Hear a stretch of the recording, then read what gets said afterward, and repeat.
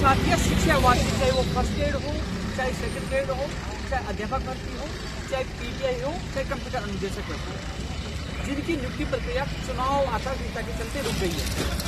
कई ऐसी नौकरियां थी जो चाहे अध्यापक भर्ती की हो, चाहे सेकंड ग्रेड हो, स्कूल आवंटन हो गई थी, कहीं वो जिला आवंटन होना बाकी था और कहीं वो कुछ मेडिकल की वजह से लेकर जो नहीं बाकी थी और अभ्यर्थी परेशान हो दुखी थे। मैं कुछ दिन बाहर गया हुआ था, लेकिन उनकी पीड़ा को देखते हुए आज मैं सच्चे वाले अभ्यर्थियों के साथ पूछा और अधिकारी से मुलाकात की। सोशल मीडिया पे ट्वीट करने से न्याय नहीं मिलता, नौकरी नहीं मिलती, इसके लिए ग्राहक के संघर्ष करना पड़ता है। वही कर्मचारी चयन बोर्ड की, चाहे वन रक्षक भर्ती का परिणाम हो, चाहे जूनियर अकाउंटेंट का 15 गुना का परिणाम हो, चाहे पशु पंचायत भर्ती की आवेदन प्रक्रिया पुनः शुरू करवाने का मामला हो, और चाहे रेडियोग्राफर लैब टेक्नीशियन की सूची हो, चाहे अध्यापक भर्ती की प्रोविजन परिणाम 1 और लेवल 2 की एक सूची का मामला हो, वो भी चुनाव आयोग से परमिशन होनी थी।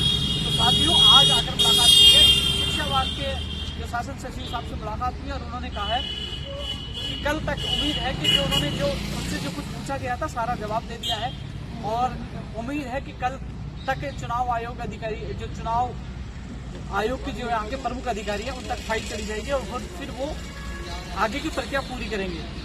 तो साथियों, उम्मीद है कि कल फाइल जाने के बाद जल्द आपकी जो भर्तियां हैं, जिनकी उम्मीद है कि 2018 में भी कई भर्तियों की अनुमति चुनाव आयोग से मिल गई थी।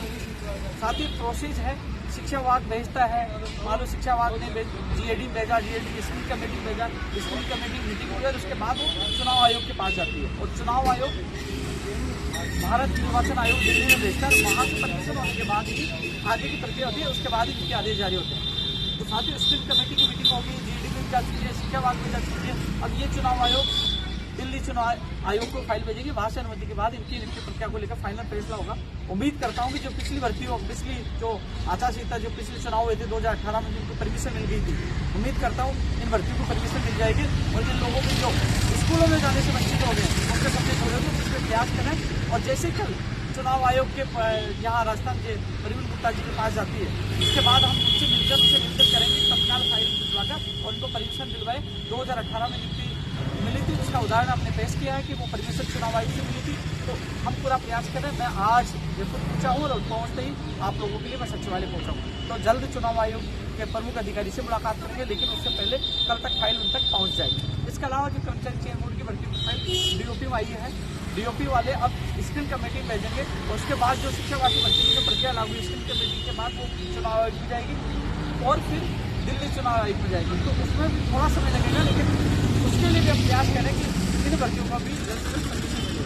इसके अलावा गृह विभाग और मेडिकल विभाग की कुछ फाइलें चुनाव आयोग में पहुंच चुकी है, अब उनके लिए भी परमिशन मांगी जा रही है। तो साथ ही जितना प्रयास मुझसे हो रहा है, मैं धरातल पर युवाओं के साथ पहले भी था, कुछ दिन के लिए बाहर जरूर गया था, लेकिन जैसे ही लौटा आप लोगों के लिए वास्तविक मैं प्रयास कर रहा हूँ कि जल्द से जल्द परमिशन मिले शिक्षा विभाग की भर्तियों की।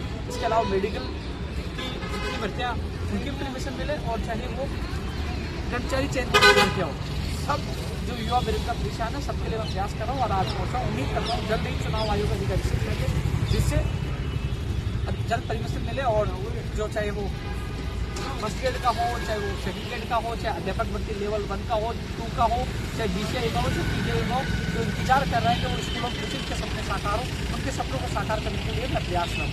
धन्यवाद।